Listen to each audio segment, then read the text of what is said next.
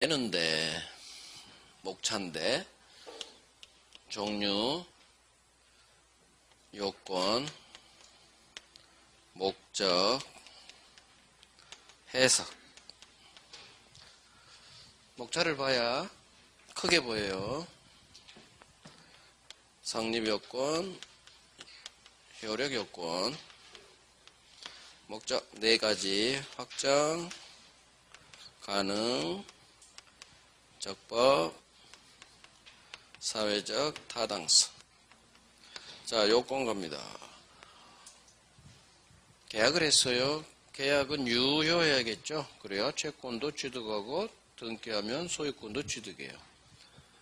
법률행위, 계약이 효력 발생, 유효하려면 일단은 법률행위로서 성립해야 되고요.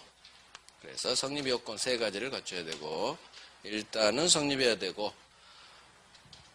법률행위가 성립했다, 계약이 체결됐다, 같은 말이에요. 갑과 을, 갑소유 아파트를 을에게 매매계약, 법률행위 했죠. 매매계약, 계약이 법률행위예요. 그러려면 일단 계약이 성립해야겠죠. 두 번째, 성립한 후 효력이 발생해야겠죠. 효력이 발생. 효력 발생, 효력이 있다, 유효, 같은 말이에요. 그러려면 일단 계약이 성립하고, 두 번째, 효력 요건을 또 갖춰야 돼요. 이 2가지 성립 요건, 효력이 발생하기 위한 요건, 계약이 법률행위가 유효하기 위한 요건, 다 같은 말이에요. 일단 두 사람이 있어야 돼요. 법률행위가 성립하려면. 갑과 을 2사람이 필요합니다. 계약 당사자라고 해요. 법률행위가 성립하려면 일단 사람이 있어야 돼요. 갑과 을이라는 사람이 있어야 되고요. 매매 계약을 한 목적이 있어야 돼요. 목적. 이게 법률행위의 목적이에요. 갑은 5억 돈이 필요하고요. 5억이 필요하고, 을은 이 아파트 소유권이 필요해요. 소유권, 대금, 이게 이 계약을 한 법률행위의 목적이에요. 세 번째, 법률행위가 되려면, 지금 법률행위하고 있어요. 법률행위가 되려면 반드시 필수 요소, 의사 표시가 있어야 돼요. 그래서 법률행위가 성립하기 위한 요건 3가지. 당사자 갑을 있어라, 계약을 체결한 목적이 있어라, 의사 표시가 있어라. 자, 그러면 계약이 성립됐다고 해서 바로 유효가 되진 않아요. 이 효력 요건에 흠결이 발생하면 안 돼요. 그래서 각 3가지 파트별로 효력 요건이 있어요. 이거 외워둬야 돼요. 당사자 2가지 능력이 필요해요. 의사 능력이 있어라, 법률 행위를 혼자서 온전하게 할 수 있는 법률 행위 능력이 있어라. 이 2가지 능력이 필요해요. 의사 능력이 없다, 치매인 노인, 효력 인정하지 않습니다. 무효. 법률 행위 능력이 있어야지 온전하게 계약이 유효해요. 이걸 2가지를 갖추면 유효겠죠. 그런데 행위 능력이 제한됩니다. 이걸 법률 행위 능력이 제한되는 사람, 제한 능력자라고 그러고, 제한 능력자는 우리 민법에서 3사람을 정해요. 미성년자, 어른이 아직 되지 않은 놈, 어린 놈이에요. 미성년자. 두 번째, 피성년 후견인. 성년, 어른이에요. 어른인데 뒤에서 돌봐줄 후견인이 필요해요. 치매 노인이 자식이 법원에 우리 아버지 재산 자꾸 딴 사람 주니까 공짜로 무상증의하니까 성년 후견 개시 판결 좀 때려주세요 라고 법원에 신청하면, 법원에서 이 사람은 성년 어른인데 돌봐줄 사람이 필요합니다. 성년 후견 개시 선고 판결이 떨어져요. 그러면 피성년 후견인이 돼요. 피한정 후견인, 한정 쪽으로 돌봐줄 사람이 필요해요.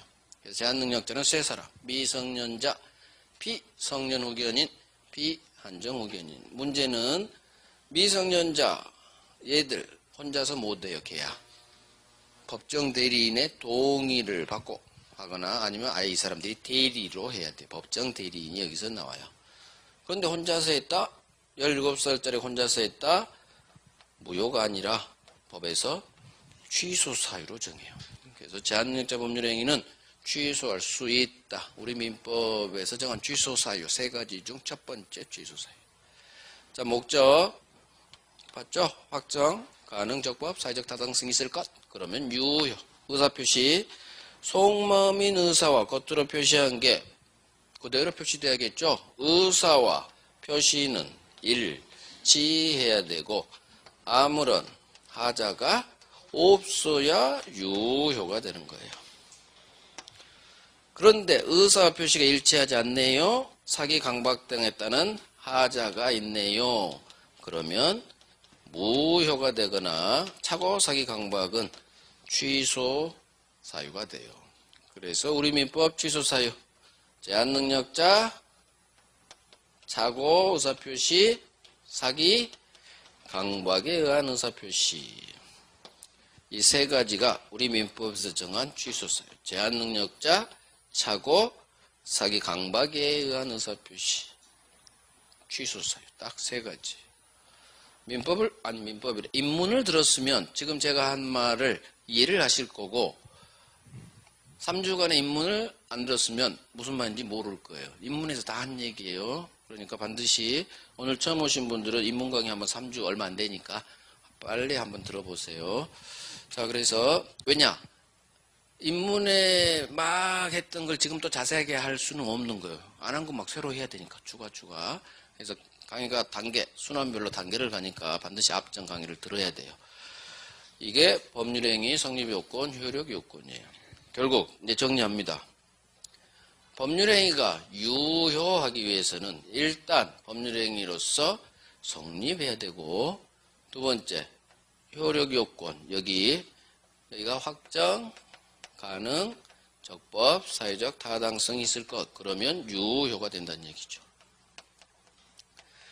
법률행위가 효력을 발생하기 위해서는 유효가 되기 위해서는 일단은 성립해야 돼요. 그 다음 이 효력요건에도 문제가 없어요. 그러면 법률행위는 유효가 돼요. 그런데 법률행위는 성립했는데 효력요건 이쪽 어느 하나가 빵꾸가 났어요. 그러면 이 법률행위는 당연히 효력이 발생하지 않겠죠? 문제가 발생했어요. 무효가 되거나 취소할 수가 있는 무효취소 문제가 여기서 나와요. 결국 법률행위가 무효라는 것, 법률행위를 취소할 수 있다는 것은 일단 성립은 하되 효력요건에 문제가 발생하면 그 법률행위는 무효가 되거나 일단은 유효지만 당사자가 취소를 해버리면 처음부터 소급 무효가 돼요. 이게 법률행위 무효취소예요. 그러면 목차상 대리 다음이 무효취소인데 결국 우리 민법 총칙은 이걸 배우는 거예요. 무효취소를. 왜 그러느냐? 여기서부터 계속 무효취소 나와요. 계속. 결국 민법 총칙에서 우리가 배우는 것은 법률행위의 무효취소를 배우는 거예요. 무효취소. 반사회 무효, 불공정 무효, 가행법 위반 무효, 제한능력자 취소, 착오사기 강박 취소, 비진이 알랄 무효, 통정의 표시 무효. 결국은 무권대리 본인에게 무효. 다 무효 취소를 배우는 거예요. 민법 총칙은 법률행위의 무효 취소를 공부하는 데다 그렇게 생각하시면 돼요. 자, 성립요건은 이 정도만 하면 돼요. 교재 정리합니다. 법률행위의 요건이라고 37페이지 있고요. 볼 필요 없어요. 다음 페이지 바로 가요. 성립요건. 제가 한 대만 복습하세요. 딴 데 의미 없어요. 진짜. 점수도 맞추는데 아무 문제 없어요. 제가 한 대만 해도 이상 없어요. 성립요건. 첫 번째 일반적 성립요건 이런 거 몰라도 돼요. 자, 당사자 밑줄, 당사자 있어라, 목적 있어라 밑줄, 의사표시 있어라. 밑줄만 그으면 돼요. 당사자, 목적, 의사표시 이 세 가지가 있어야 일단 법률행위는 성립합니다. 특별 성립 요건 X 가입표 날려버려요. 보지도 마세요. 우리 시험범위도 아니 혼인 나오고 유언 나오고 어음 나오고 법인 나오고 이런 걸 왜 써놓는지 나는 이해가 안 가. 이해가. X 보지도 마세요. 자, 효력 요건. 일반적 효력 요건에 당사자 동그라미 1, 2, 3이 있죠? 자, 밑줄 긋습니다. 당사자는 의사능력 밑줄, 행위능력 밑줄, 의사능력 있어라, 행위능력 있어라. 이것도 순서를 바꿔야 돼요. 의사능력이 앞에 있고 그 뒤라 행위능력 해야 되는데도 순서를 바꿔놨어. 어찌됐든 둘이 밑줄. 그 다음에 2번 법률의 목적에 관한 효력 요건이죠. 확정, 가능, 적법, 사회적 타당성이 있어라. 그래야 유효. 여기에 밑줄 긋는 거예요. 확정 밑줄, 가능 밑줄, 적법 밑줄, 사회적 타당성 밑줄. 자, 그래서 두 번째, 세 번째, 의사표시. 의사와 표시가 일치해야 되겠죠? 또 아무런 하자가 없을 것 밑줄. 의사표시 일치, 하자 없을 것 밑줄. 이게 법률행위의 효력 요건이에요. 자, 시험은 양고리 2번 특별 효력 요건이 나와요.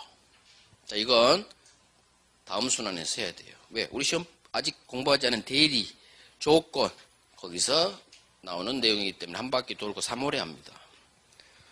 자, 오른쪽 보세요. 넓혀보기 해가지고 박스 쳐진 데 있죠? 시커멓게 돼 있는 거. 거기서 뭘 보냐면 의사능력 2번이 있죠? 거기에 동그라미 2번에 의사능력이 없는 사람, 의사무능력자 법률행위는 무효. 자, 밑줄 의사무능력자 밑줄하고 무효 동그라미. 항상 우리는 결론이 중요해요. 의사능력이 없는 사람, 치매노인. 여기는 치매노인이 없는데 의사무능자 밑에 괄호 열고 치매노인 괄호 닫고. 치매노인이 좋아요. 예로. 자, 행위능력 나오죠. 행위 앞에 괄호 열고 법률 괄호 닫고. 법률 행위능력. 당분간은 법률 행위능력 이렇게 읽으세요. 그래서 거기 1번이 개념이에요. 혼자서 온전하게 계약할 수 있는 능력 이런 거 몰라도 돼요. 법률 행위능력이 있어야 되는데 동그라미 2번 봅니다. 이러한 행위능력이 제한되는 사람. 자, 제한능력자 밑줄 하시고 제한능력자의 우리 민법은 세 사람 밑줄에요. 미성년자, 비성년 후견인, 비한정 후견인 이 세 사람이 행위능력이 제한되는 제한능력자예요. 자, 3번이 중요합니다. 미성년자 17살짜리가 매매계약 법률행위 했습니다. 자, 일단 유효 밑줄. 하지만 취소할 수 있다. 제한능력자 법률행위는 취소 사유예요. 여기에 별 3개 들어갑니다. 동그라미 3번에. 제한능력자 법률행위는 취소할 수 있다. 지금은 외워야 돼요. 이런 것은. 재착사가 민법에 정한 취소 사유예요. 제한능력자 취소할 수 있다. 별 3개. 오케이. 넘깁니다. 이제 목적, 가장 중요한 목적 들어갈 거예요. 나중에 복습하실 때 이 그림은 그려놓으면 돼요. 일단 성립을 전제로 효력요건이 빵꾸 났다? 그러면 무효가 되거나 취소의 문제가 여기서 발생한다. 이 그림은 나중에 여백에 복습하실 때 딱 적어놔요. 자, 이제 목적 갈 거예요. 그리고 제가 수업할 때 밑줄 그라고 하잖아요. 15cm 자 있으면 좋아요. 그냥 쭉 그으면 삐뚤빠뚤하면 나중에 복습할 때 보기 싫어요. 이쁘게 자로 쫙 대고 이쁘게. 그 다음에 너무 형광펜은 남발하지 말아요. 눈 아파요. 눈 아파. 별만 잘 이쁘게 치면 꼭 형광펜 안 바르면 눈에 들어와요. 그래서 밑줄 친 데만 나중에 복습하는 거예요. 특히 별 3개 된대. 자, 목적 갑니다. 이제 여기 갈 거예요. 목적. 빨간색 해야지. 빨간색. 목적이 법률행위에서 결국 여기서 두 문제가 나와요. 특히 여기 반사회 불공정. 반사회 불공정. 오늘은 1시간 남았으니까 아마 적법까지 할 거예요. 이 2개 하고 마칠게요. 자, 먼저 확정할 수 있어야 되겠죠? 매매계약합니다. 어떤 건물을 팔지 정해져야 된다 그 말이에요. 대금은 얼마로 할지 이게 계약 내용이 확정할 수 있어야 된다 그 말이에요. 어떤 건물을 팔지 대금은 얼마나 확정될 수가 없다면 이건 무효가 돼요. 확정은 간단해요. 확정 있죠? 2번에 일단 법률의 목적은 확정돼야 됩니다. 여기서 중요한 거 2번 양글 2번 대법원 판례죠. 이게 시험에 나와요. 매매계약에 있어서 일단 읽습니다. 아직 긋지 마세요. 매매계약에 하는데 매매 목적물과 대금은 확정이 돼야 되는데 이게 꼭 매매계약 체결할 때 그 당시 계약 당시 꼭 확정돼 있을 필요는 없어요. 나중에라도 확정할 수 있는 기준이나 방법만 계약 체결할 때 설정되어 있으면 충분합니다. 이게 나와요. 자, 그래서 한번 읽어봅니다. 매매 계약할 때 가장 중요한 매매 목적물, 즉 어떤 건물을 팔지, 대금은 얼마로 할지 이거 반드시 계약 체결 당시 꼭 특정을 확정으로 읽으세요. 꼭 확정될 필요는 없다. 계약 체결 당시 꼭 확정될 필요는 없고 나중 사후에라도 확정할 수 있는 방법과 기준만 정해져 있으면 족하다. 이것만 하는 거예요. 그래서 확정에서는 얘만 나와요. 얘만. 그래서 밑줄 칩니다. 매매계약, 밑줄, 매매계약에서 목적물, 밑줄, 대금. 자, 계약 체결 당시 꼭 확정될 필요 없다. 이게 밑줄하는 거예요. 이게 가장 중심단어예요. 계약 당시 확정되어 있어야 한다. 이렇게 장난쳐요. 아니에요. 계약 당시 꼭 확정되어 있을 필요는 없어요. 특정을 확정으로 확자로 바꿔서 읽으세요. 확자로 나와요. 우리 시험은. 그래서 꼭 계약 체결 당시 확정되어 있을 필요 없다. 사후에라도 밑줄, 나중이라도 확정할 수 있는 방법, 기준만 정해져 있으면 오케이. 족하다. 여기에 별 하나만 들어가요. 그래서 확정에서 나오는 건 이거밖에 없어요. 물론 확정할 수 없다. 무효 되겠죠. 여백에 쓰세요. 확정할 수 없으면 당연히 무효. 이건 기본이죠. 확정할 수 없다? 당연히 무효. 이건 너무 쉬우니까 안 나오고요. 이 대법원 판례가 나와요. 계약 당시 확정되어 있을 필요는 없고 나중에라도 확정할 수 있는 방법과 기준만 계약 체결할 때 있으면 족하다. 이 대법원 판례가 나오니까 이 대법원 판례 2번에 별 하나만 해놓으세요. 자, 이제 중요한 가능. 이것부터 봅니다. 이제 설명 들어봐요. 가능.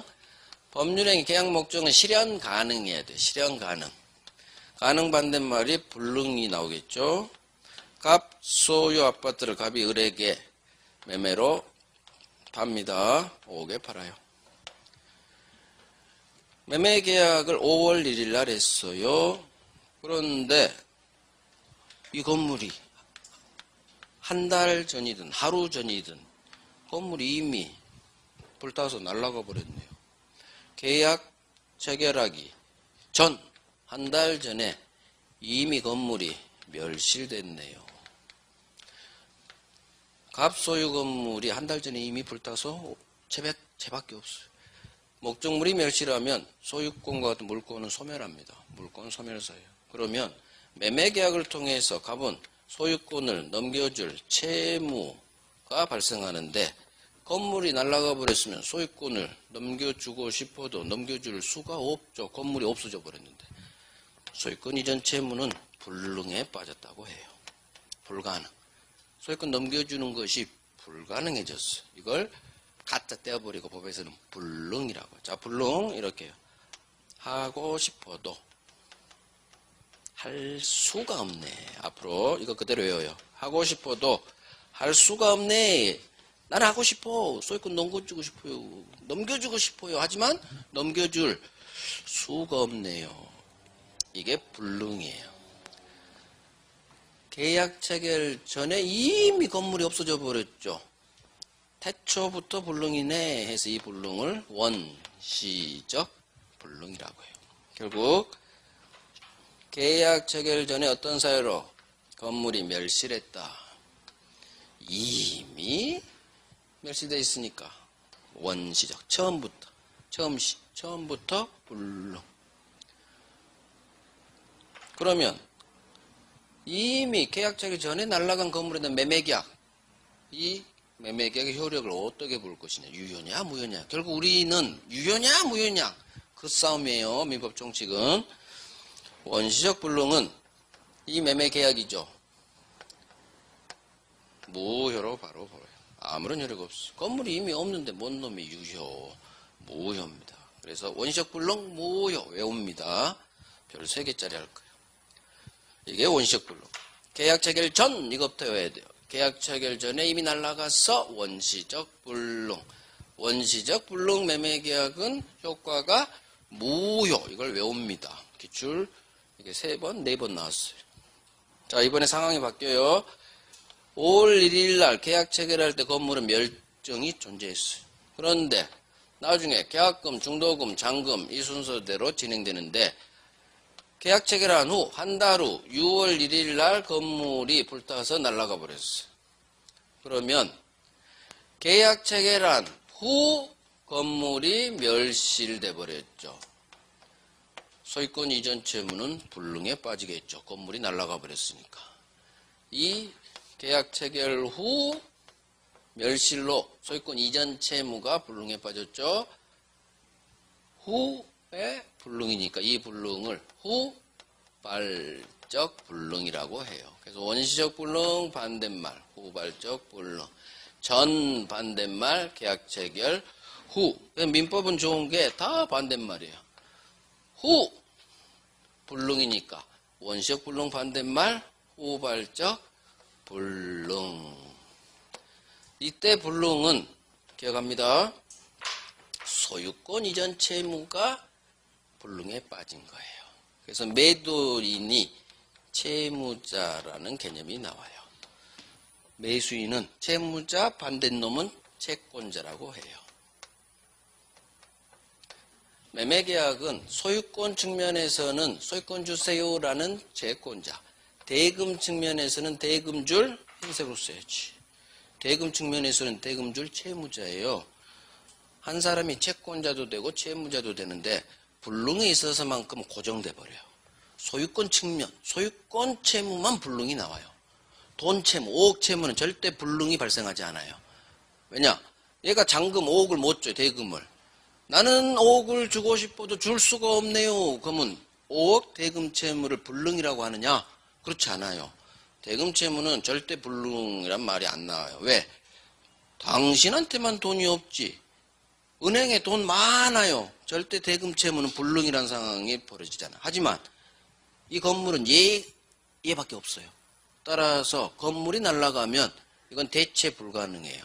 그래서 불능은 소유권 이전 채무만 불능이 나오기 때문에 소유권 측면에서 소유권 이전 채무자, 매도인을 채무자라고 하는 거예요. 채무자. 이거 외워야 돼요. 나중에 위험부담할 때 채무자, 채권자 이 개념을 꽉 잡아야 되기 때문에 불능은 이 그림으로 영상 띄우고 이해하고 외워야 돼요. 건물이 날아갑니다. 소유권 이전 채무가 불능에 빠졌다. 이걸 외워야 돼요. 소유권 이전 채무가 불능. 따라서 소유권을 넘겨줄 채무자는 매도인, 갑이죠. 갑이 채무자. 매수인은 채권자주의에 있어요. 절대 불능해서 얘를 채권자라고 하잖아요. 돈 주세요. 대금 측면에서는 채권자지만 절대 채권자는 용어는 절대 나오지 않아요. 오로지 매도인, 갑이 채무자가 돼요. 이유, 소유권 주는 게 불능에 빠져서 그래요. 그래서 불능에서는 반드시 건물 멸실로 소유권 이전 채무가 불능에 빠졌다. 이걸 외워야 돼요. 이걸 먼저 외워놓고 그 다음 끌어가야 돼요. 그래서 소유권 이전 채무가 불능에 빠졌다. 언제? 이미 불능, 원시적 불능. 아니야. 계약 체결할 때는 멀쩡했는데 계약 체결한 후 날아갔어. 후발적 불능. 자, 효과가 나오겠죠. 원시적 불능이 무효니까 얘도 반대겠죠. 아, 좋아. 반대. 무효 반대는 유효예요. 그래서 후발적 불능은 유효예요. 이거 외워야 돼요. 원시적 불능은 무효, 후발적 불능은 유효예요. 자, 문제는 후발적 불능, 매매계약이 유효란 얘기예요. 매매계약 유효인데 우리 시험은 이 자체가 시험에 나와요. 그래서 여기까지 정리할게요. 자, 불능, 가능해서 오른쪽 불능으로 바로 들이대요. 원시적 불능과 후발적 불능이 있습니다. 시험은 여기서 나와요. 원시적 불능. 동그라미 1번. 법률행위, 계약으로 읽어요. 계약 성립을 체결로 읽어요. 계약 체결 당시부터 이미 불능에 빠졌어요. 자, 예가 시험에 나와요. 예. 매매 계약 체결 전 동그라미. 계약 체결 전에 이미자를 붙이세요. 이미 목적물이 멸실. 계약 체결 전에 동그라미. 이미 목적물이 멸실 날라갔네요. 처음부터 불능이죠. 그래서 얘가 원시적 불능. 이 경우 이 매매 계약은 동그라미 2번 무효의 동그라미 빵. 그래서 원시적 불능 제목에서 보고 동그라미 2번에 무효 동그라미 빵 쳐요. 그래서 원시적 불능은 무효 이렇게 해요. 나머지 보지 마세요. 지금 보지도 마세요. 그래서 계약 체결 전에 이미 목적물이 멸실. 그럼 머릿속으로 빨리 원시적 불능을 떠올리시고 이 매매 계약은 무효, 효력이 없다. 한글로 나오거나 무효, 한자로 나오거나 이렇게 나와요. 원시적 불능이라는 5글자는 우리 시험 지문에 뜨지 않아요. 지문이 이렇게 구성돼요. 매매 계약 체결 전에 건물이 화재로 소실한 경우 그 매매 계약은 효력이 있다. 아니면 효력이 없다. 이게 시험 지문이요. 그러면 계약 체결 전 그러면 머릿속으로 빨리 원시적 불능을 머릿속으로 빨리 계산하고 원시적 불능 나 외웠어. 무효라고. 그러면 무효로 뜨면 맞는 지문. 근데 유효래. 효력이 있대. 그러면 X지문. 이렇게 우리가 OX를 고르는 거예요. 그래서 민법은 항상 얘기합니다. 민법 우리 시험 지문은 친절하지가 않아요. 바로 들이대 버려요. 바로. 그 들이댄 것을 우리가 OX를 맞춰야 되는 게 앞으로 우리가 민법을 공부하는 방법이에요. 따라서 계약 체결 전에 멸실된 매매계약의 유효인지 무효인지를 판단하려면 뭘 외워내야 되느냐. 계약 체결 전에 멸실한 게 원시적 불능 이걸 외워야 되고 원시적 불능은 무효 이 두 개를 외워놔야 돼요. 그래야 이 한 지문을 맞출 수가 있어요. 나머지는 보지 마세요. 자, 후발적 불능. 일단 계약 체결 전에 멸실 1번에 예하고 효과 무효 여기 별 3개 들어가요. 1번, 2번 이게 합쳐서 별 3개 들어가요. 기출 한 서너 번 나왔어요. 기출 3번 이상 나온 건 엄청 많이 나오는 거예요. 우리 시험에서. 자, 후발적 불능 예로 바로 들어갑니다. 매매계약 체결 후에 동그라미 빵 왔어요. 이것도 이렇게 나와요. 계약 체결한 후 건물이 화재 등으로 소실, 멸실된 경우 이 매매계약은 효력이 있다. 동그라미 2번에 유효 동그라미. 나머지는 보지도 마세요. 예에서 바로 유효로 연결돼 버려요. 우리 시험 지문은 그렇게 나오기 때문에. 계약 체결한 후 멸실하면 빨리 머릿속으로 제목 후발적 불능 떠오르고 효과는 이 매매계약은 유효예요. 효력이 있다. 기출 이것도 서너 번 나왔어요. 별 3개. 예하고 유효 후발적 불능 매매계약은 유효. 외워요. 이게 더 잘 나와요. 효력이 있다. 한글로 나와요.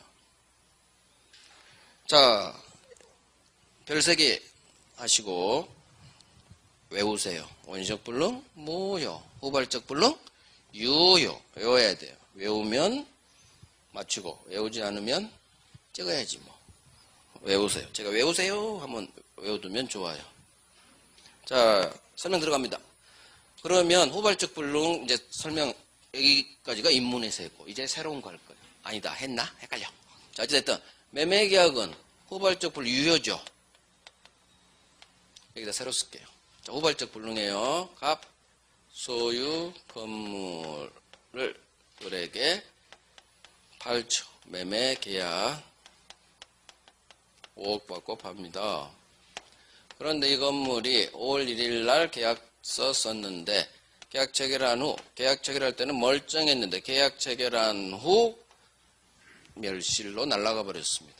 그러면 갑의 이 매매계약으로 인한 소유권 이전 채무는 후발적으로 이 채무가 불능에 빠졌어요. 이게 후발적 불능. 계약 체결한 후 소유권 이전 채무가 불능. 이거 이렇게 외워야 돼요.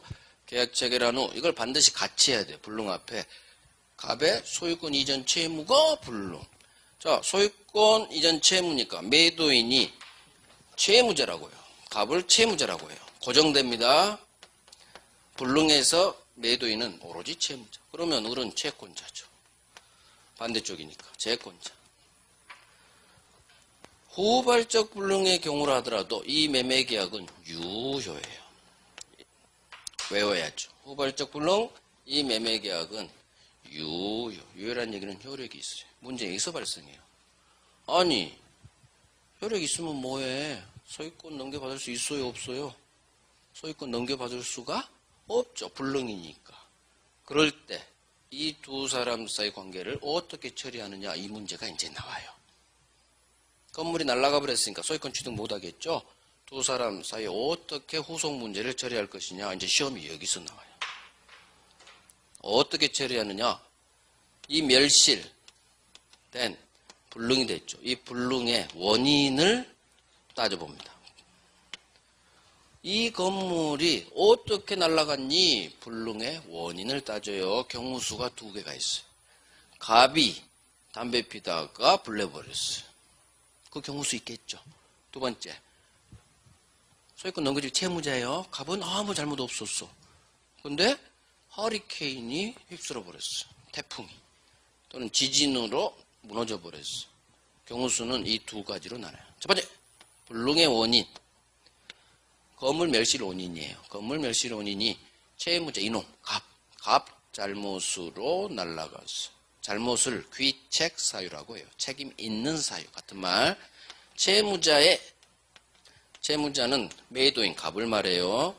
채무자의 귀책 사유, 책임 있는 사유 같은 말. 채무자 귀책 사유는 고의 또는 과실, 잘못을 말해요. 채무자 잘못으로 날아갔어. 불능. 두 번째 경우수. 갑은 아무런 잘못이 없어요. 태풍이 날려버렸어. 채무자 잘못이 없다. 채무자 갑 귀책 사유 없이 날아가 버렸어. 불능. 경우수는 후발적 불능은 불능의 원인을 따집니다. 이렇게 그대로 외워야 돼요. 제가 설명하는 식으로 불능의 원인을 따집니다. 경우수는 두 가지예요. 이놈이 불냈거나 이놈 잘못이 없거나. 경우수는 두 개밖에 안 나와요. 채무자죠? 채무자 이놈이 불냈네. 채무자 귀책사. 아니야, 나는 잘못 없어. 채무자 잘못 없이 불능. 경우수는 두 개예요. 그래서 채무자가 잘못해서 날아갔다. 채무자 귀책사. 두 번째, 갑 아무 잘못 없이 태풍과 같은 자연현상, 어쨌든 채무자 잘못 없는 경우, 채무자 지가 불냈어요. 채무자 잘못 없어요. 이럴 때 문제가 5개, 대급. 5. 먼저 채무자 잘못으로 날아갔다. 이걸 나중에 계약 해지에서 배워요. 채무자 귀책 사유로 불능이 됐다. 채무자 귀책 사유로 채무 이행이 불능된 거, 이거 채무 불이행이라고 해요. 채무 불이행 문제가 발생해요. 채무 불이행. 갑 잘못으로 불내버려서 채무 이행이 불능에 빠졌죠. 이걸 채무 불이행 중 이행 불능이라고요. 결국 채무자 지 잘못으로 날아가면 채무자 귀책 사유로 인한 채무 불이행, 그중 이행 불능이 돼요. 이행 지체, 이행 불능이 있는데 두 번째 이행 불능이 돼요. 채무 불이행 문제로 해결하면 돼요. 당연히 을은 채무 불이행 책임을 못 습니다. 잘못했으니까 책임져야겠죠. 우리 채무 불이행 책임지세요. 이렇게 나와요. 문제는 채무자 잘못 없이 불능에 빠졌어. 이때 문제가 발생하는 게 갑이 불낸 게 아니니까 을은 책임지세요라고 할 수 없어요. 우리 법은 과실 책임의 원칙이에요. 법적 책임을 질 때는 반드시 나한테 잘못이 있을 때, 고의 또는 과실이 있을 때만 법적 책임을 지는 게 원칙이에요. 우리 민법의 3대 기본 원리, 소유권 절대적으로 보장해줘요. 소유권 절대의 원칙. 두 번째, 계약 자유의 원칙. 계약은 자유스럽게 하세요. 세 번째가 법적 책임은 당신한테 고의과실 잘못이 있을 때만 책임집니다. 과실 책임의 원칙. 따라서 채무자가 불내면 책임지세요. 채무불이행 책임을 물을 수 있어요. 하지만 채무자는 잘못 없어. 대표령이 태풍으로 날아갔어. 그러면 책임을 물을 수 없어. 그럼 어떻게 해야지?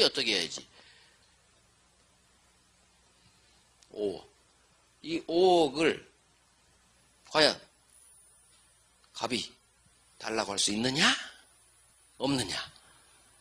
이 문제가 남아요. 이게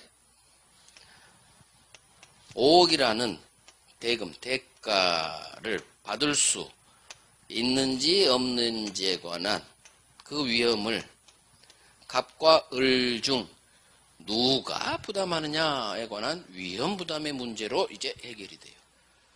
그래서 계약법에서 규정을 해놔요. 결국 지금은 여기까지 할 거예요. 이거 반드시 외워요. 후발적 불능의 경우 어떻게 처리할 것인가는 이 불능의 원인을 따집니다. 첫 번째 경우수, 채무자 잘못으로 불내버렸어. 그럼 잘못했네. 책임져야지. 채무자 귀책 사유로 불능이 났다. 이걸 이행불능, 채무불이행 문제로 책임져 하면 끝.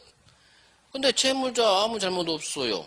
채무자 귀책 사유 없이 날아갔어요, 건물이. 그때는 대금 5억을 과연 갑이 지 잘못은 없으니까 책임질 일은 없고 이렇게 하는 거야.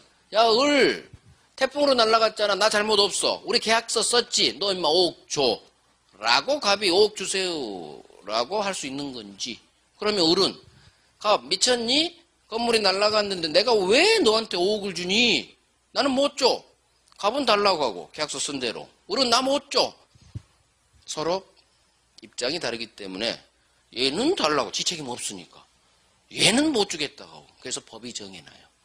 그래서 채무자 잘못 없이 건물이 날아갔을 때 반대급부인 이 대금 5억 대가를 과연 갑이 받을 수 있는지 없는지의 위험을 갑하고 을 중 누가 부담하느냐, 이 위험 부담의 문제로 가는 거예요. 그래서 계약법에서 구체적인 상황에 따라 갑, 네가 감수해. 을, 네가 감수해. 상황에 따라. 이건 계약법에서 배울 거예요. 그래서 민법 총칙에서는 여기까지만 나와요. 여기까지. 정리합니다. 방금 내용이 후발적 불능의 동그라미 3번이에요. 자, 이 후발적 불능은 유효인데 연결하는 거예요. 유효인데 갑을 어떻게 처리할 것이냐. 불능의 원인을 따집니다. 경우수는 두 가지. 첫 번째, 채무자 갑에게 귀책사유 있는 경우 밑줄. 채무자에게 귀책사 있는 경우. 채무 불이행입니다. 채무자 잘못으로 불냈네. 이렇게 이해하세요. 채무자 잘못으로 불냈네. 책임져야죠. 채무 불이행 책임 밑줄. 하지만 두 번째 경우수. 채무자 갑에게 아무런 잘못이 없어요. 채무자 귀책사유 없이 불나버렸네요. 그러면 반대급부인 자 위험 부담 밑줄. 위험 부담 문제로 해결합니다. 이 위험 앞에 괄호 열고 대가 괄호 닫고 대가 위험이에요. 즉 5억 반대급부인 대금 5억을 받을 수 있는지 없는지 위험을 갑과 을 중 누가 부담하느냐. 이게 위험 부담의 문제예요. 자, 여기 그대로 외워줘야 돼요. 채무자 잘못으로 불냈어요. 책임져야죠. 어떤 책임? 채무 불이행 책임. 이행불능 구체적으로. 근데 채무자 잘못 없네요. 태풍이 날려버렸네요. 건물을. 그러면 채무자는 책임지지 않고 반대급부인 5억을 받을 수 있는지 없는지에 관한 위험 부담의 문제로 간다. 여기 별 3개 합니다. 3번도 별 3개예요. 지금 단계에서는 여기까지만 해도 넘치고 넘쳐요. 이거 내년 10월 시험 때까지 할 거예요. 별 3개짜리들은. 그러니까 순환별로 별 3개짜리는 이해하고 외워버려요. 그러면 엄청 편해요. 그래서 결국 우리는 내년 시험장 갈 때까지 지금 치는 별 3개를 계속 할 거예요. 계속. 왜? 얘들이 시험에 나오고 정답 지문으로 바뀌고. 나머지는 안 나와요. 제가 가르치지 않은 것은 할 필요도 없고요. 해서도 안 돼요. 그거 읽을 시간에 이걸 5번, 10번 외워버릴 정도까지. 공부는 그렇게 해야 돼요. 괜히 읽는다고 도움 된다. 도움 안 돼요. 오히려 이걸 할 시간을 얘들이 뺏는 거라니까요. 절대 공부는 많이 하지 마시고, 양을 절대 늘리지 마시고, 제가 강조한 별 3개만 이해하고, 먼저 이해해야 돼요. 그래야 단순 암기가 안 돼요. 이해하도록 노력해보고, 그 이해 기반 위에서 외워버리면 좋다. 외우는 것은 시간이 좀 걸리죠. 일단 이해가 먼저. 고개 끄덕여도 맞네. 불났어? 계약 체결 후 불났어? 후발적 불능. 후발적 불능 매매계약 유효. 이건 외워야 돼요. 이해 문제가 아니지. 외웁니다. 그럼 어떻게 처리하느냐? 분란 원인, 불능의 원인을 따집니다. 말 되네? 자, 경우수 2개. 채무자가 불릴 수도 있겠지. 채무자 규칙서. 아니야. 채무자 잘못 없이 태풍으로 날아갈 수도 있겠지. 그렇네. 채무자가 불렸어? 책임져야지. 어떤 책임? 채무불이행. 채무자 잘못 없이 날아갔어? 그러면 갑은 책임질 일 없네? 그러면 갑은 계약서 쓴 대로 야 임마 5억 줘 라고 할 수도 있고, 을은 무슨 소리야? 건물이 날아가는데 내가 왜 주니? 서로 입장이 다르니까 이 5억을 받을 수 있는지 없는지 위험을 갑과 을 싸우니까 법이 규정을 해놓습니다. 이게 위험부담의 문제예요. 오케이. 이렇게 이해하고 그 다음 외우시고 적법 갑니다. 적법. 그래서 불능 이거 반드시 정리하시고, 굳이 지울 필요가 없지. 여기만 지우고. 적법.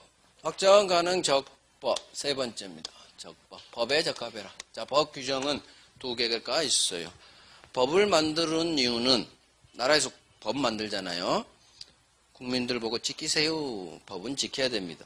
이 법을 강행, 법규, 강행, 규정 그래요. 국민을 강행 쪽으로 구속합니다. 강행 규정은 우리 국민들 반드시 지켜야 됩니다. 반드시 지키세요. 반드시 지켜야 되는 규정, 강행 규정. 그런데 법 중에 안 지켜도 되는 법 규정도 있어요. 이걸 임의 규정 그래요. 그래서 항상 민법은 반대말이 나와요. 반드시 지키세요. 강행 규정. 임의 규정. 안 지켜도 돼요. 안 지켜도 된다. 자, 그러면 어떤 법이 안 지켜도 되느냐? 우리 민법에만 있어요. 계약법 파트예요.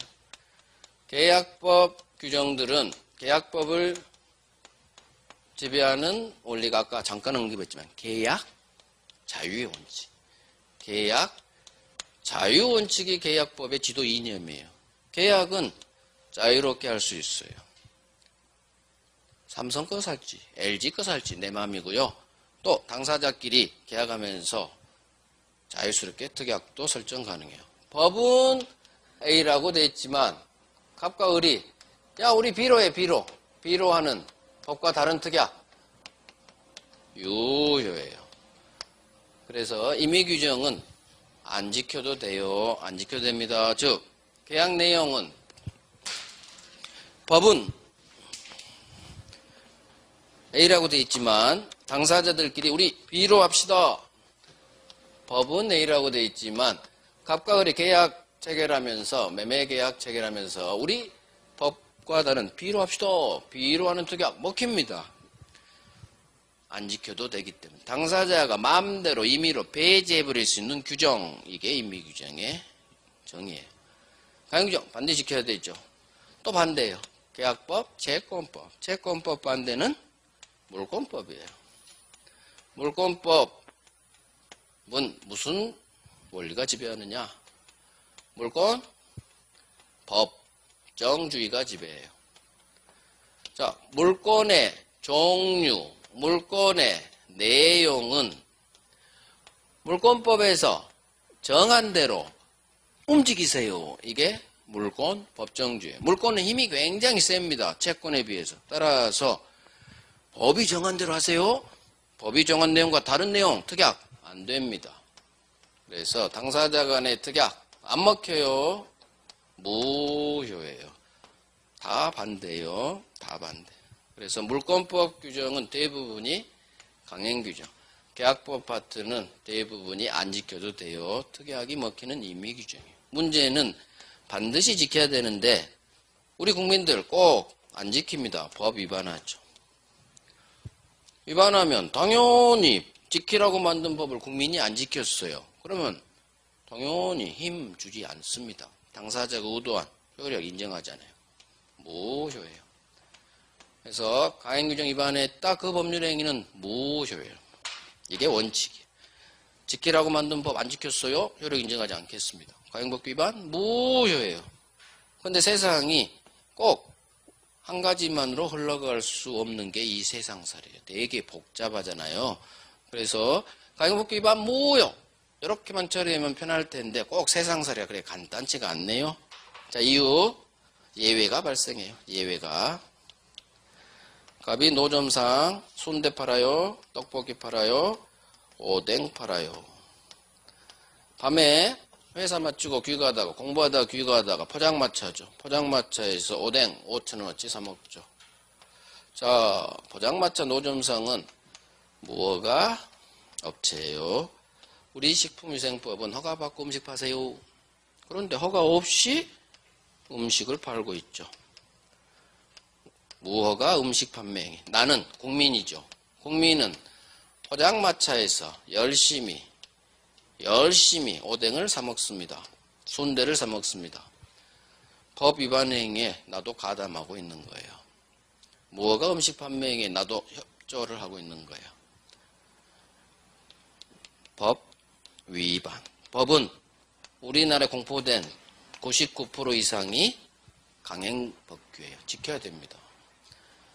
우리 수많은 법 중 계약법 규정은 극히 일부예요. 법은 반드시 지켜야 되는 강행규정이다. 이 개념을 갖고 계시면 지켜야 돼요. 허가 받고 팔아야지. 원래 노점상 안 돼요. 무허가기 때문에. 하지만 서민들이니까 봐주는 거죠. 자, 어찌됐든 무허가 음식 판매기 법률행위예요. 5,000원짜리 매매계약이에요. 원칙대로 이 매매계약 5,000원짜리 순대, 오뎅, 떡볶이 매매계약을 원칙대로 무효로 하면 5,000원 줬어요. 나는 먹었어요. 무효효과. 서로 받은 것 부당이득이 돼서 돌려줘야 돼요. 그러면 다음날 가서 무허가 음식 판매행위 강행법 위반 무효입니다. 내가 5,000원 어제 준 거 5,000원 돌려주세요. 주인한테 얘기하고 나는 뱃속에 있네? 오바이트 해야 되나? 오바이트로 돌려줘야 되나? 이런 문제가 발생해버려요. 무효로 보면 서로 돌려줘야 돼요. 그러자니 5,000원은 돌려줄 수 있지만 내가 먹은 음식은 어떡할 거예요? 돌려줄 수가 없죠. 자, 국민들을 오버바이트하게 만들 수는 없다. 그래서 비록 법 위반 법률행위라도 무효로 보면 안 되겠군. 그래서 대법원이 어떤 규정은 비록 강행법 위반이지만 무효로 못 만들겠다. 우리 국민들 포장마차 많이 이용하는데 모든 국민들을 범법자로 만들 수는 없다. 그래서 이런 경우에는 예외적으로 무효가 아니라 무허가 음식 판매행위 비록 법은 위반했지만 이 법률행 효력은 유효로 봐줘요. 이게 위반한 경우에도 강행법 위반이라도 무효로 보지 않는 유효로 보는 예외 규정이 있어요. 자, 그러면 원칙대로 강행법 위반했어요? 효력 인정하지 않습니다. 무효. 이걸 효력을 인정하지 않는다 해서 효력 규정이라고 그러고 예외 규정이죠. 강행법 위반했어도 당신 단속됩니다. 처벌. 단속만 될 뿐. 법률행위 계약 자체는 떡볶이 5,000원짜리 계약 자체는 그래도 인정해 줄게요. 단속 규정. 그래서 강행법규는 두 가지로 나눠요. 원칙 위반했어요? 무효. 효력 규정. 아니요. 단속, 처벌만 될 뿐, 행정 벌칙만 받을 뿐, 계약 자체의 효력은 유효로 봐주는 단속 규정이 있다. 자, 갑이 을에게 팝니다. 병에게 되팔아요. 우리 법은 산 놈이 되팔 때 전매라고 해요. 굴을전. 반드시 얘 등기 꽂혀 있는 거 샀겠죠? 자기 앞으로 등기 친 후 다시 등기 넘겨주세요. 이게 부동산 등기 특별조치법이에요. 등기를 해야 노출이 되고 그래야 세금도 신고하고 하거든요. 자, 세금 내기 싫어요. 양도소득세. 그래서 을이 갑액에서 병으로 다이렉트로 등기를 넘겨버려요. 지 등기는 하지 않고. 그래서 세금을 안 내려고. 등기 비용 아끼려고. 자, 갑을 최초 양도인, 병을 맨 마지막 최종 양수인, 을은 중간놈, 중간자. 그러면 원래는 자기 앞으로 이전 등기 꽂고 그 다음 또 병에게 이전 등기를 꽂아라. 이게 법인데 을은 이 매매계약은 지 앞으로 등기하지 않고 미등기 전매했다. 미등기 전매 매매계약 행위라고 해요. 행위가 법률행위니까. 지 앞으로 등기하지 않고 미등기한 채로 등기하지 않은 채로 되팔았다. 을과 병의 매매계약을 미등기 전매행위라고 해요. 이거 법 위반입니다. 등기하고 넘기세요. 법 위반. 강행법규죠. 강행법규 위반이 모든 법은 다 강행법규라고 생각하면 돼요. 강행법규 위반. 강행법규 위반했네요. 미등기 전매행위 무효. 즉 매매가 무효. 등기도 무효. 이게 효력 규정으로 보면 이렇게 가요. 매매가 무효면 당신 등기 무효입니다. 아 그래요? 아유 무효 등기니까 말 써야겠네요. 찌끄고 야 을 걸렸어. 네 앞으로 등기 치고 나한테 넘겨. 하루 뒤에 등기 치고 넘깁니다. 하루 뒤에 등기가 또 됐네요. 무슨 얘기냐? 원칙대로 무효입니다. 강행법규 위반. 무효입니다. 말소하고 하루 뒤에 또 등기가 되네요. 병이 요구합니다. 대법원을. 결국 나 앞으로 오잖아요. 그냥 좀 봐주면 안 돼요? 그냥 대법원이. 그렇네요. 당신은 5억 주고 산 사람이라 결국은 말소해도 바로 등기가 쳐지네요. 죄송해요. 고생시켜서. 결국 등기 칠 거. 죄송해요. 자, 그래서 대법원이 비록 법 위반 문제 있는 등기라도 돈 주고 샀죠? 실체가 있다면. 매매계약이라는 실체, 돈 주고 샀다면 실체관계에 부합한다면 이 등기가 법 위반 문제 있는 등기라도 매매 돈 주고 사셨네요. 실체가 있네요. 그러면 문제 있는 등기라도 유효로 봐줘요. 이게 우리 물권법 총론 나중에 등기 파트에서 볼 실체관계 부합 법리라고 해요. 실체관계 부합 법리. 우리 등기 파트를 지배하는 대법원 판례 엄청난 법리예요. 실체가 있다면 즉 병 당신 등기 위조한 거 아니죠? 네. 돈 주고 사셨어요? 네. 근데 법은 위반하셨네요? 네. 비록 법은 위반했지만 어차피 당신 앞으로 올 거 그냥 봐드릴게요. 실체가 있기 때문에 부합하기 때문에 유효로 봐드릴게요. 따라서 이 등기 중간자가 생략된 다이렉트 등기를 중간 생략 등기라고 하고 병의 중간 생략 등기는 실체가 있기 때문에 유효로 봐죠. 그러면 문제가 발생해요. 이 등기가 무효가 아니고 유효가 됐죠. 그러면 이 미등기 전매행위도 같이 맞춰줘야 돼요. 유효로. 이게 논리예요. 얘는 무효인데 얘는 유효 이런 거 없어요. 그래서 등기가 유효라면 이 매매계약도 유효로 봐줘야 돼요. 그래서 해당 법 규정은 비록 위반했지만 무효로 보지 않는 유효로 봐야 돼요. 유효. 따라서 해당 법은 단속 규정으로 본 거예요. 그래서 논리가 거꾸로 와요. 중간 생략 등기는 이 등기 돈 주고 산 실체가 있기 때문에 유효 등기. 등기가 유효니까 이 매매도 유효로 봐야 되고 결국 해당 법 규정을 효력 규정으로 보면 안 되고 단속 규정으로 볼 수밖에 없다. 어찌됐든 우리 시험은 이거 나와요. 단속 규정 이런 거 안 나와요. 무허가 음식 판매행위 유효.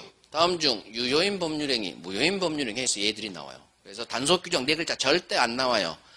무허가 음식 판매행위 법 위반했지만 유효. 그 다음 중간 생략 등기 유효. 시험 이게 나와요. 단속 규정 안 나와요.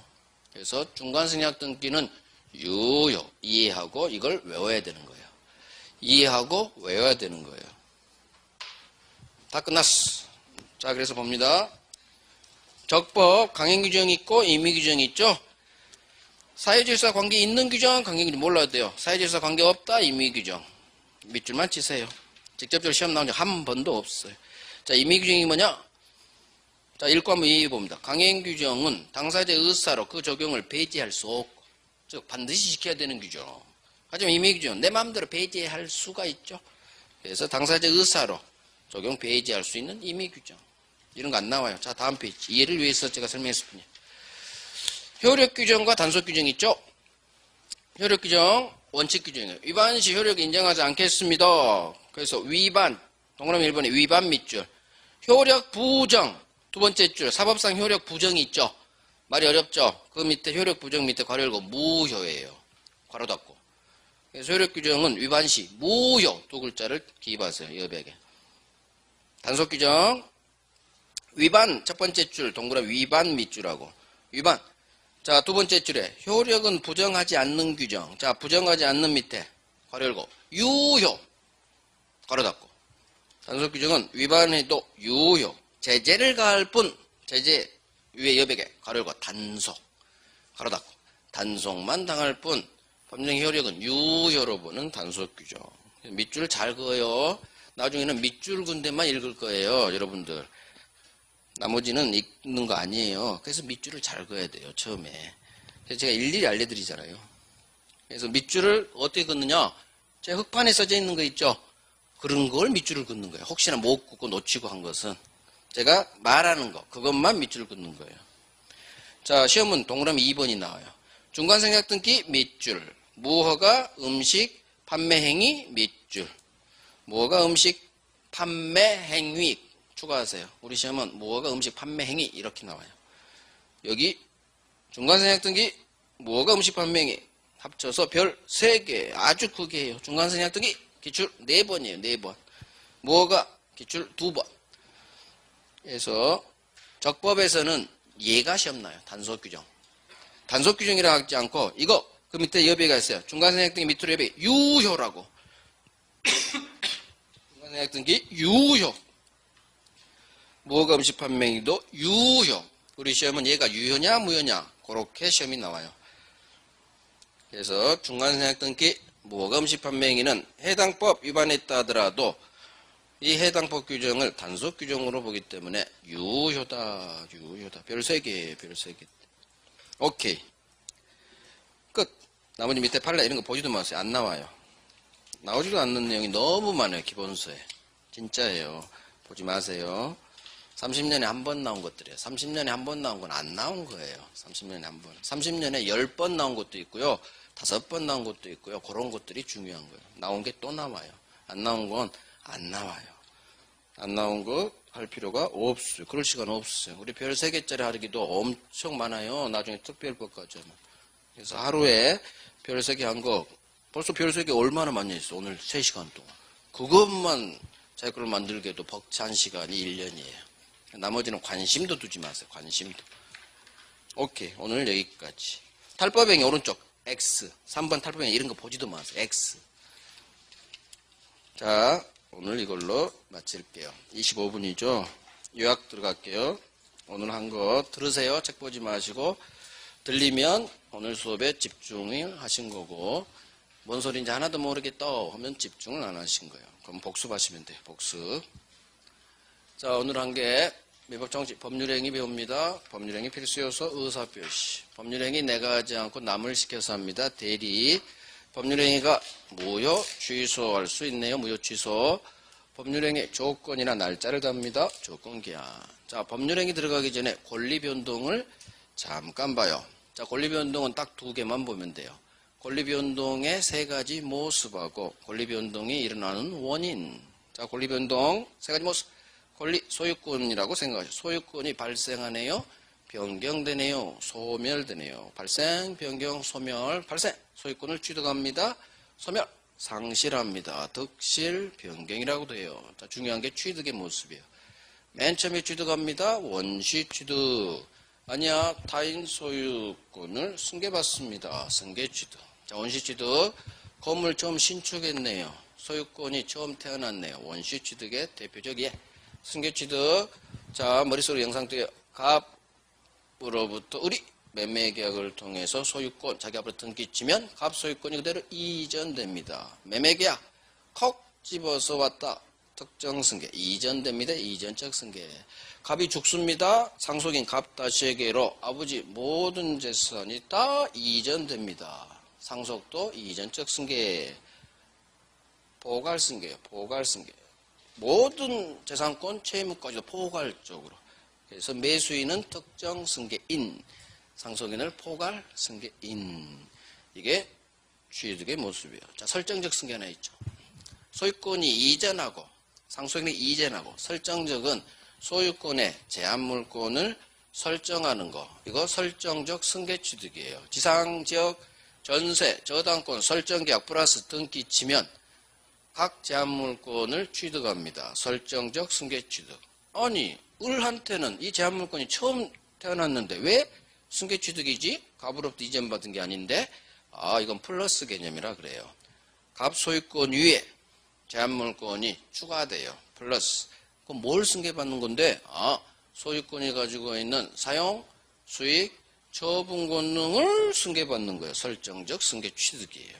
그래서 소유자가 가지고 있는 소유권의 세 가지 권능, 사용, 수익, 처분 권능을 승계받는 거. 이게 설정적 승계 취득이에요. 원시 취득 아니에요. 설정적 승계 취득.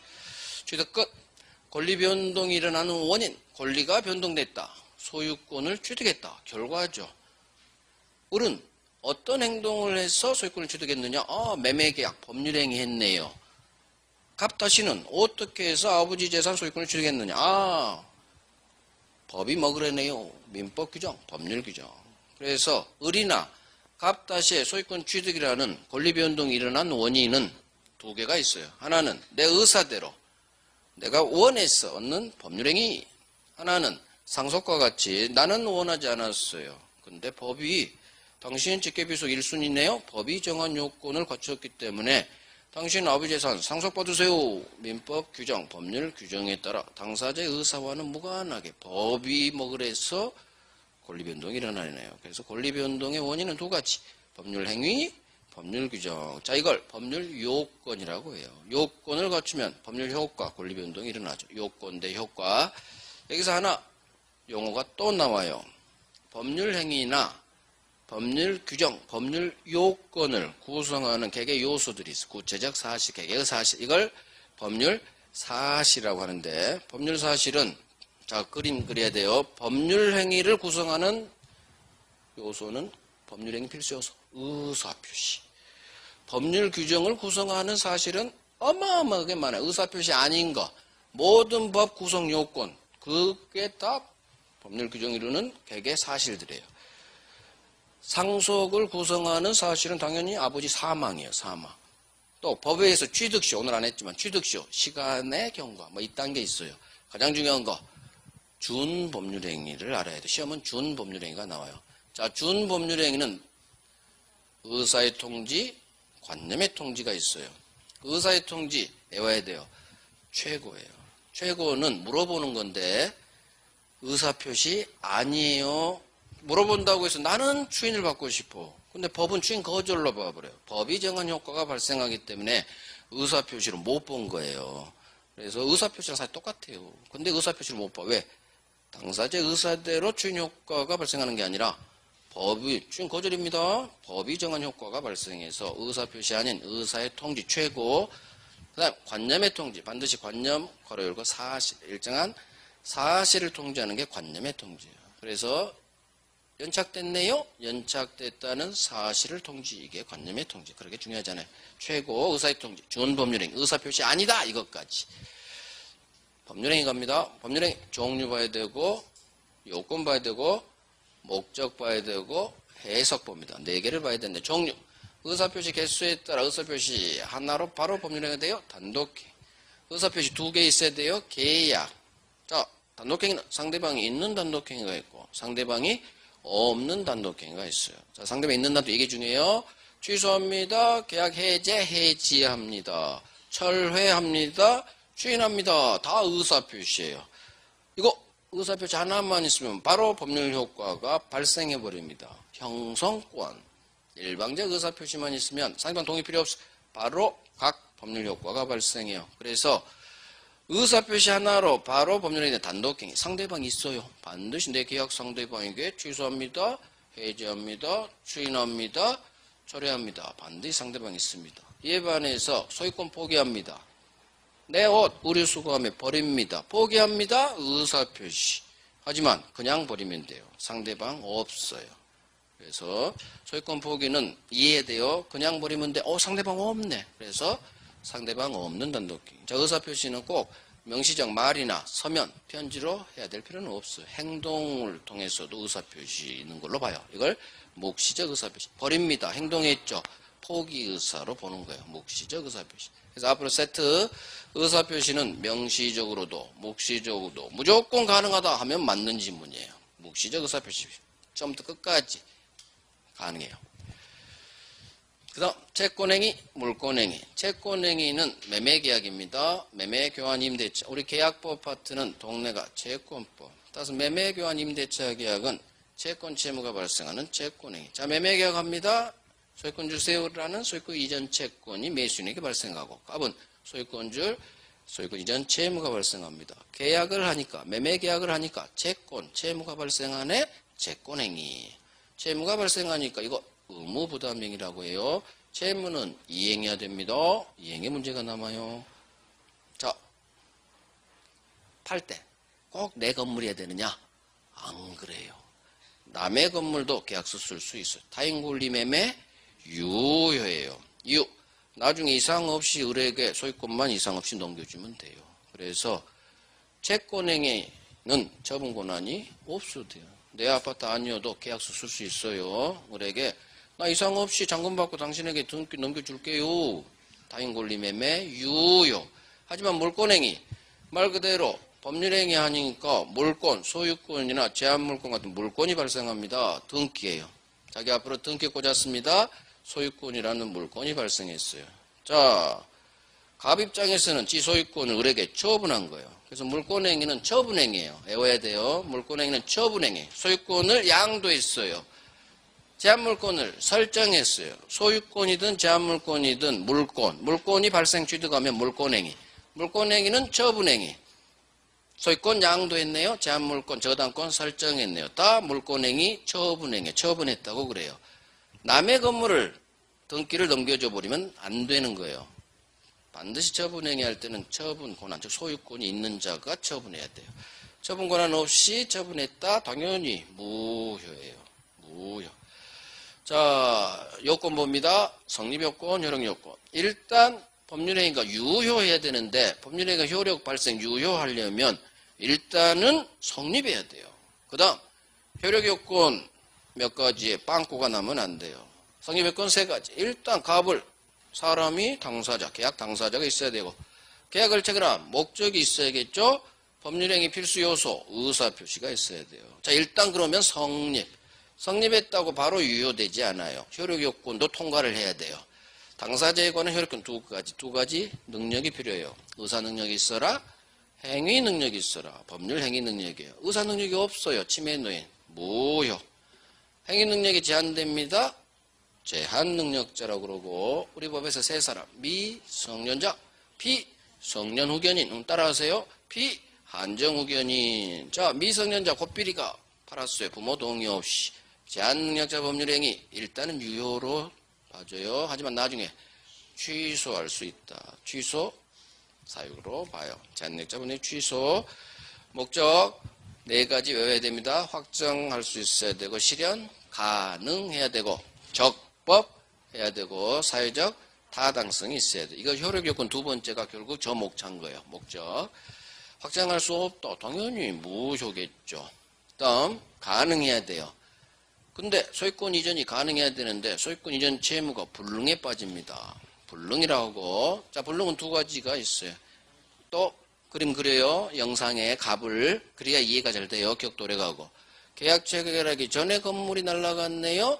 계약 체결 전에 이미 날아갔네. 원시적 불능. 이 불능은 갑 매도인의 소유권 이전 채무가 불능에 빠진 거예요. 이거 반드시 외워야 돼요. 소유권 이전 채무가 불능에 빠져서 태초 전부터 불능, 원시적 불능, 효과 무효예요. 이 매매계약은 무효. 외워야 돼요. 자, 두 번째. 계약 체결할 때는 건물이 멀쩡했는데 계약 체결한 후 날라갔어요. 계약 체결한 후 불능에 빠졌으니까 후발적 불능. 자, 후발적 불능 매매계약은 반대니까 유효로 봐요. 자, 유효. 후발적 불능 유효예요. 그러면 각각을 어떻게 계산할 것이냐? 불능의 원인을 따집니다. 어떻게 이 건물이 날아갔니? 경우수는 두 개예요. 첫 번째, 갑이 담배 피다가 불 내버렸어요. 갑 잘못으로, 갑 채무자죠. 채무자 귀책 사유로 날아갔네? 채무불이행이에요. 따라서 을은 갑에게 채무불이행 책임을 물을 수 있어요. 계약해제, 손해배상 이런 게 나와요. 두 번째 경우수, 채무자 갑이 아무런 잘못 없어요. 태풍으로 날아갔어요. 채무자 귀책 사유 없이 불능이 됐어요. 이때는 서로 싸매요. 갑은 5억 줘! 그러고 을은 나 못 줘! 그래서 법이 정해놔요. 채무자 네 잘못 없이 날아갔을 때 이 반대급부인 5억을 받을 수 있는지 없는지 그 위험을 갑하고 을 중 누가 부담할 것인지 우리가 법으로 정해놓을게요 해서 계약법에 정해놨어요. 이게 대가를 받을 수 없는지 있는지 위험을 갑과 을 중 누가 부담하느냐 위험 부담의 문제가 발생해요. 나중에 계약법을 살 거예요. 자, 적법해야 됩니다. 법 규정은 두 개가 있어요. 반드시 국민들 지키세요. 강행 규정. 아니에요. 안 지켜도 돼요. 임의 규정. 계약법 파트는 계약 자유원칙이 지배하기 때문에 안 지켜도 돼요. 그래서 법은 A라고 돼 있지만 우리 B로 합시다. 특약 먹힙니다. 특약 유효. 하지만 물권법 규정은 물권은 힘이 굉장히 세기 때문에 법이 정한 대로 움직이세요. 물권 법정주의가 지배해요. 그래서 당사자들 국민들이 마음대로 물권 못 만들어요. 종류강제. 또 법이 A라고 물권법에 규정을 해놨으면 그대로 따라야 돼요. 우리 B로 할래? 물권법은 안 돼요. 특약 무효예요. 자, 강행규정 지켜야 됩니다. 근데 안 지키죠? 위반했어요. 당연히 효력 인정하지 않습니다. 따라서 강행법 위반 무효예요. 효력규정. 문제는 강행법 위반했는데 다 무효로 볼 수는 없어요. 그래서 대부분이 단속규정이란 말을 내요. 무허가 음식 판매행위 포장마차 법 위반이죠. 하지만 이거 무효로 보지 않습니다. 단속만 될 뿐 무허가 음식 판매행위 유효로 봐요. 또 갑을 을이 갑에게서 사서 바로 또 병에게 팝니다. 세금 안 내려고 등기 치지 않고 다이렉트로 갑에게서 병으로 등기 쳐줍니다. 중간자가 생략된 등기, 중간 생략 등기라고 해요. 자, 이거 부동산 등기 특별조치법이라는 법 강행법규 위반했어요. 자, 원래 무효 처리돼야 돼요. 근데 문제는 병은 원로부터 돈 주고 샀어요. 실체가 있기 때문에 무효로 말소한 돈 며칠 후면 다시 생겨요. 그래서 대부분이 우리 국민들 고생시키지 말자. 비록 법은 위반했지만 따로 세금 추징하고 그러면 되지. 어차피 넘어올 등기 그냥 국민 고생시키지 말자. 실체관계 부합법리가 여기서 나와요. 실체관계 부합법리는 국민 고생시키지 말자라는 대부분의 아주 넓은 마음에서 나온 법리예요. 돈 주고 사셨어요? 5억 주고 사셨어요? 네? 하면 그러면 비록 법은 위반했지만 당신 등기 실체가 있기 때문에 유효를 받으실게요. 그래서 중간생략 등기는 비록 법 위반한 등기지만 유효. 그럼 미등기 전매행위, 매매계약, 법률행위도 같이 맞춰줘야 돼요. 유효로. 그래서 이 법은 효력규정이 아닌 단속규정으로 보는 거예요. 자, 시험은 단속규정은 안 나오고 무허가 음식 판매행위 유효, 중간생략 등기 유효 이게 나오니까 그래요. 우리 다음 주에 봬요.